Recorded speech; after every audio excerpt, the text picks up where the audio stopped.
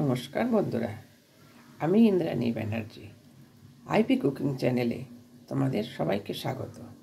আজকের আমি তোমাদের দেখাবো পুঁইমিটুলির রেসিপি। এই পুঁইমিটুলির রেসিপির জন্য আমি এটা কড়াটা বসেছি। কড়াটাতে আমার একটু তেল আছে, আমি এটা দেখিয়ে দিলাম তোমাদের এই তেলটা।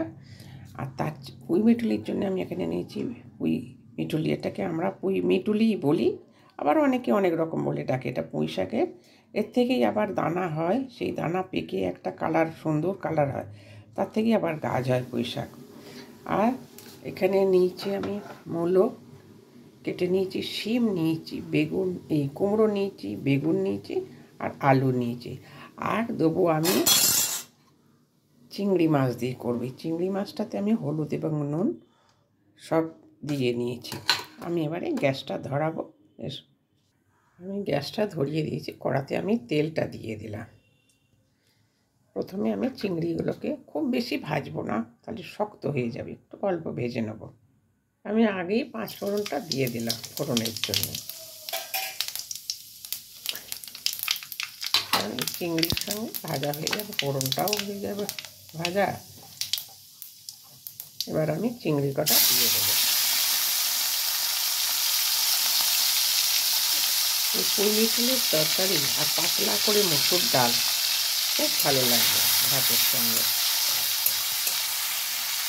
চিংড়ি মাছটা ভাজা ভাজা হয়ে গেছে। এবার আমি সবজিগুলো সব দেবো। প্রথমে মূলোটা দিয়ে দিলাম।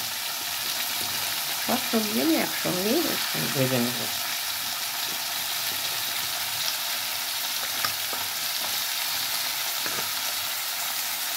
এবারে দিয়ে দেবো কেটে রাখা বেগুন, কুমড়ো। আমি সব সবজি একসঙ্গে দিয়ে দিলাম। কুমড়ো,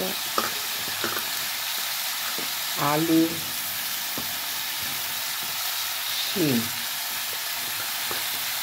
আমি এটা দিয়ে এবার একটু নেড়ে নেবো ভালো করে। আমি এবার একটু ভালো করে নেড়ে নেবো।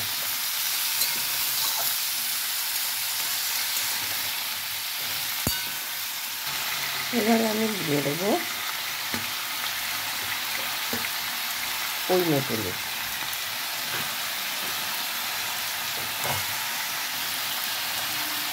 পুঁইমিটুলিগুলো আমি দিয়ে দিলাম।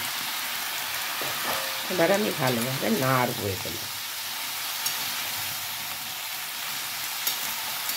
একটু নেড়ে নিয়ে তারপরে সব মশলা আমি দেবো। আমি দিয়ে দিচ্ছি হলুদ, 1 চামচ দেবো। স্বাদ মতো নুন দিয়ে দিলাম। পরিমাণ মতো লঙ্কার গুঁড়ো দিয়ে দিলাম।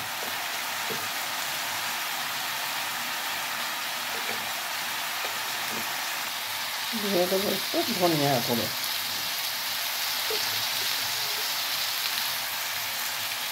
দিয়ে দেবো চিনি। যেহেতু এটা পুঁই শাকের একটা ব্যাপার আছে, তো দিয়ে ভালো করে আমি এটাকে নেড়ে মশলাগুলোকে এর মধ্যে যাতে যায়, ভালোভাবে মিশে যায়, আমি সেইভাবে একটু নেড়ে চেড়ে নেব। কিন্তু এই তরকারিটায় আমি একদম জল দেব না। এটা আমি অল্প আঁচে চাপা দিয়ে করবো। দিয়ে দেবো চালা করে রাখা কাঁচা লঙ্কা। এবারে ভালো করে নেড়ে দেবো।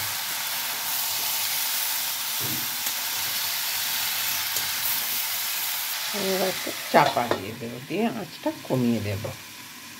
ঢাকাটা এবার আমি খুলব।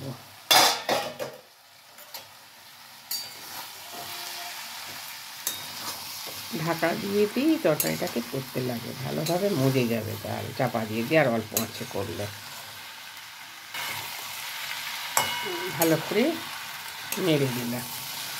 আবারও আমি একটু চাপা দিয়ে দেবো আঁচ কমিয়ে। আবার একটু চাপা দিয়ে দিলাম 2-3 মিনিটের জন্য। ঢাকাটা খুলব।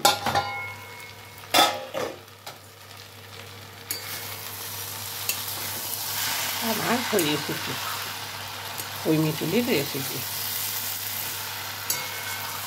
এবার আমি এটাকে নামিয়ে দেব।